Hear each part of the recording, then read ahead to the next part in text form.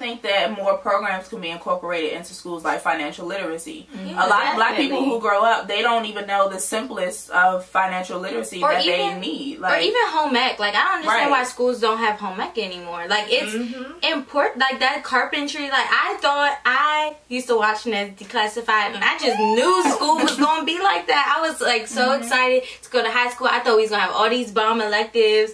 And then you get into even more realistic, when Suland had all them kind of programs, I would see people building cars, like all that kind of stuff, and then they take that stuff out and they be like, "Oh, here you go. We trying to do other stuff that's better," when then nothing gets better. Because, go ahead. Well, because realistically, like, such things as that, if you have programs in schools, it wouldn't be a forcible thing where you graduate high school and you think you have to go to college and major in English or major in business. Like, if you learn those things from the jump and you know that that's something that you want to do and make a living out of, you can go straight into it as soon as you graduate high school. Very few kids know about trade schools. Very few. And it's a lucrative field. But even like Gwen Park has the cosmetology program. Why? And there's so many people that I know that went to Gwen Park that literally are thriving. Like, they have their own business in the beauty fields and stuff. Like, that's the type of stuff.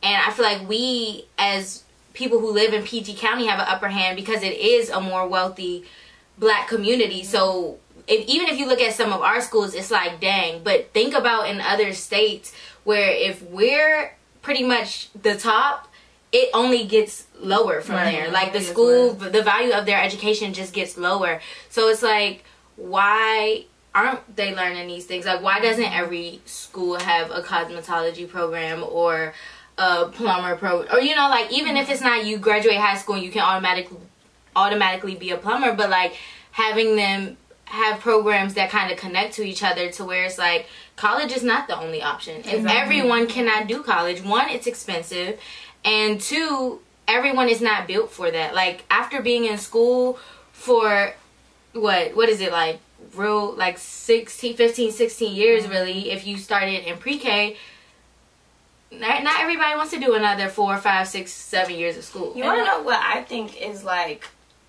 an issue in terms of, and this is just my opinion, but I feel like for black children, especially black men, they're only viewed as like their way out is sports. And then when it goes to like school programs and stuff like that, not saying that I don't think that there should be money in sports, but it just seems like if they're going to get anything, it's going to be that. But there needs to be some type of way where doors are open for other people that don't like sports, are not athletic, and that are more savvy when it comes to computers or IT or cosmetology and stuff like that. So I think that that also needs to be a thought when people are like, okay, well, what can we add in school? Yes, we want people to be athletic, but even like gym, you know what I mean? Like, that stops, at least for my high school, it stopped. We only had to take like 2 years of that, I think, for like a semester or a quarter, whatever it is. Like, I definitely think that those are things that should stay, but I think that there needs to be times where they open doors for other people that are not the athletes of the school. And I feel like that's what is like the main idea for black children. Like, oh, put them in sports, put them in sports, put them in sports. But like, there's people who are so creative and have different ways that their mind works that is just not catered to in the black community. But I also think if you add those programs in, it needs to be the idea presented to them that there are avenues within that particular program, because a lot of black kids, they go into sports because that's all they see. Yeah, they see those different avenues. So if they go into performing arts, they don't know that there's different things that they can do: performing arts, visual arts, dance, singing, performing arts management. Right. There's a whole bunch of avenues, but I think that those avenues aren't presented to them in the right way where they can say, hey, like, this is something that I could possibly do and see myself doing other than sports, because that's all they see. Realistically, you have to open the door first, though. But you have to think that for a lot of black parents, all they want to see is their kids graduate college, because you have to understand, as long as college has been around right now, the fact that black families are just now having first generation graduates just goes back to, we never had the same opportunity as white families. So it's like, a lot of times the only way schools do give black people money is sports. Like, you have to think about, most of the black athletes are in college for free, and that's only because of sports. Like, there's not I mean, there's academic scholarships out there, but what about the other people who have interest in other things. Like scholarships are literally academic in sports. Yep. And that's why it's very important, and I'm glad to see a lot of these top ranked black athletes are choosing HBCUs now, because literally white institutions like use black, they feed off them. Like, the reason that athletic programs get so much money and that athletic fees are such a big part of student tuition is because they use their black students to make their institutions money.